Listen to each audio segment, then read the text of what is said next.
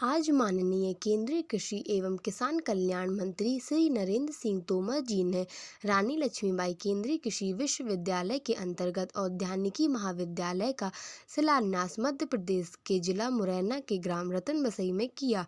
इस मौके पर उन्होंने सबसे पहले भारत सरकार की माननीय वित्त मंत्री श्रीमती निर्मला सीतारमण जी को इस महाविद्यालय के लिए 160 करोड़ रुपए की स्वीकृति देने के लिए धन्यवाद दिया तथा विश्वविद्यालय के माननीय कुलपति डॉक्टर अशोक कुमार सिंह को विशेष धन्यवाद देते हुए कहा कि इन्हीं के अथक प्रयास से इस महाविद्यालय की आधारशिला इतने जल्दी रख पा रहे हैं और कहा कि जब 300 एकड़ में यह महाविद्यालय बनकर तैयार होगा तब इस क्षेत्र का विस्तार अलग ही दिखेगा।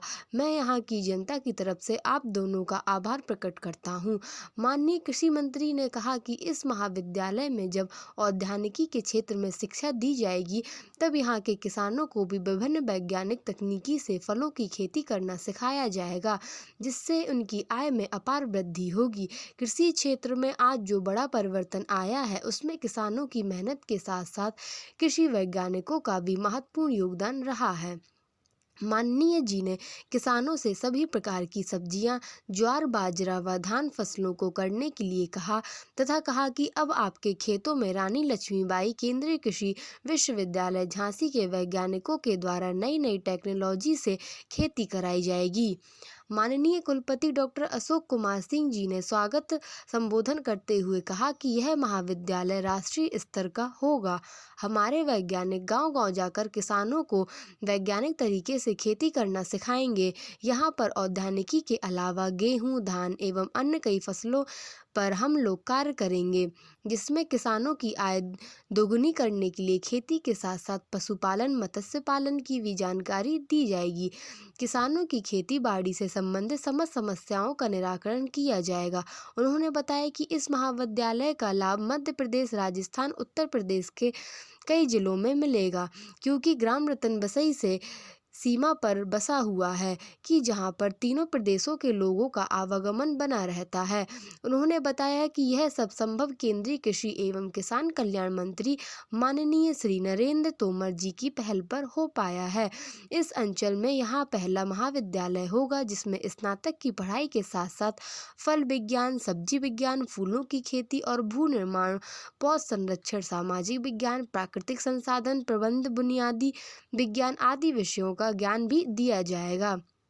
इस महाविद्यालय के माध्यम से औद्यानिकी संबंधी अनुसंधान कार्यों को गति मिलेगी, साथ ही नए रोजगार भी सृजित होंगे और बताया कि मुरैना मध्य भारत के पठार व कृषि पारिस्थितिकी उप क्षेत्र भारतीय कृषि अनुसंधान परिषद के बुंदेलखंड ऊपरी क्षेत्र के अंतर्गत आता है। मुरैना जिले की अर्थव्यवस्था मूलतः कृषि प्रधान है। जिले में कृषि, बागवानी एवं डेयरी मुख्य व्यवसाय हैं। यहाँ बागवानी फसलों के अंतर्गत अमरूद, नींबू, आम जैसे फल तथा आलू, टमाटर, बैंगन, मिर्च, खीरा आदि सब्जियां उगाई जाती हैं। मुरैना जिले में धनिया, अदरक, हल्दी, मिर्च, फनल, लहसुन जैसे विभिन्न मसालों के साथ साथ गेंदा, गुलाब एवं गिल्टेरिया जैसे फूलों की भी खेती की जाती है। मुरैना जिला विभिन्न फलों, सब्जियों एवं फूलों के बड़े उत्पादक के रूप में उभर रहा है। यद्यपि क्षेत्र में हाल के दशक में बागवानी फसलों की खेती अत्यधिक लाभकारी उद्यम के रूप में उभरी है, फिर भी यह जिले में सकल फसल क्षेत्र का करीब 2.5% ही है। इसलिए प्रस्तावित महाविद्यालय न केवल मुरैना जिले बल्कि चंबल, ग्वालियर क्षेत्र की समग्र प्रगति में महत्वपूर्ण भूमिका निभाते हुए मील का पत्थर साबित होगा।